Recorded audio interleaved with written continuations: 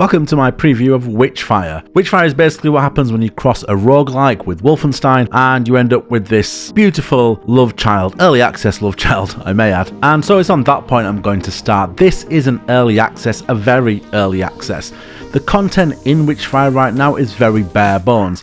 And in terms of general mechanics, progression, and the way they've set up the game, there's a lot of work to be done, as you'd expect from a game that's at version 0.1. Now I'm going to get into all the places where I think Witchfire can significantly improve, but I'm here to tell you that in terms of the foundation of the game, Witchfire is in a really good place, and the potential is amazing.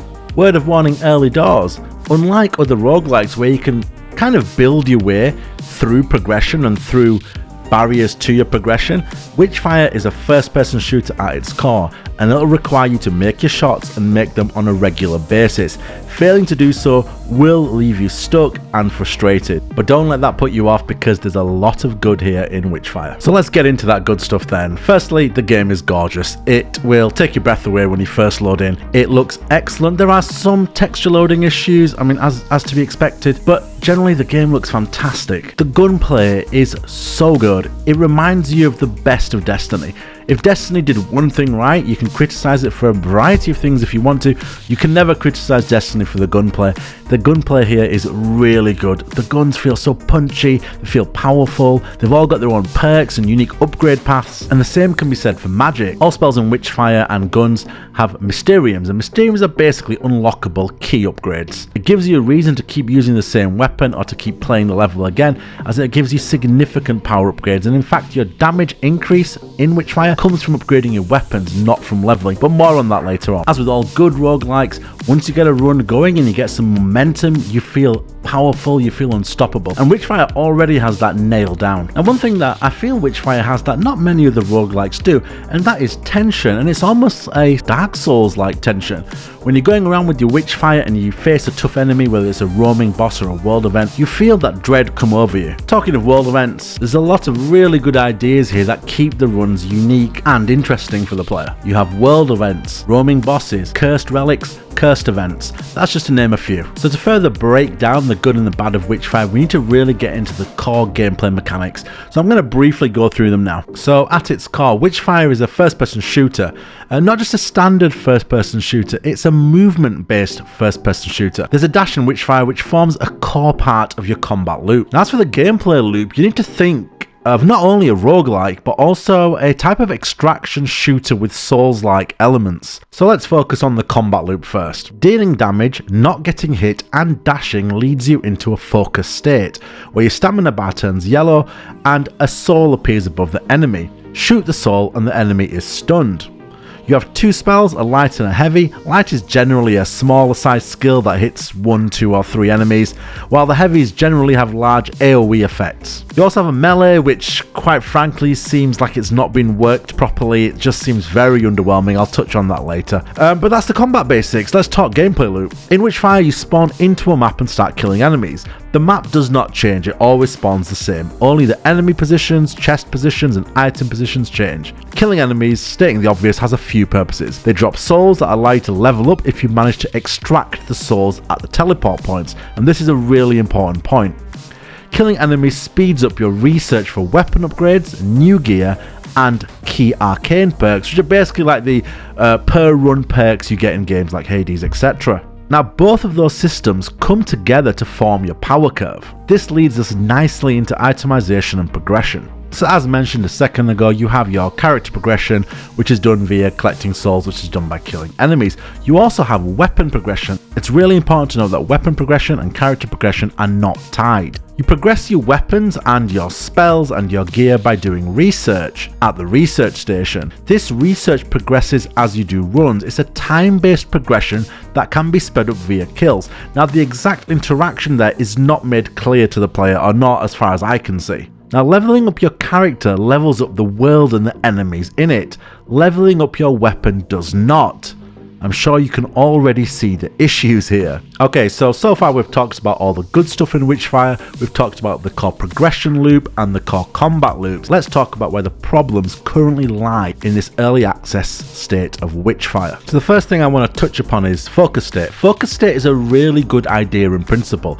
It's an engaging mechanic that on a minute by minute basis encourages the player to engage with the focus mechanic. The issue right now is it's very hard to proc, and then the reward is not worth the risk. Do you shoot that soul above their head and focus on avoiding all damage and playing safe until you proc the focus state, or do you play faster and quicker? Right now it just feels like focus state is an afterthought. If you happen to proc it, excellent, you'll shoot the soul and you'll proc the stun, but other than that I don't really think it is at the forefront of a player's run. Moving on from focus state, we have the melee. The melee basically has no visual effect, has no sound sometimes, and does very little off cooldown, and on cooldown it's got decent enough damage, but again it just feels completely underbaked, and obviously it's early access, they haven't touched upon it.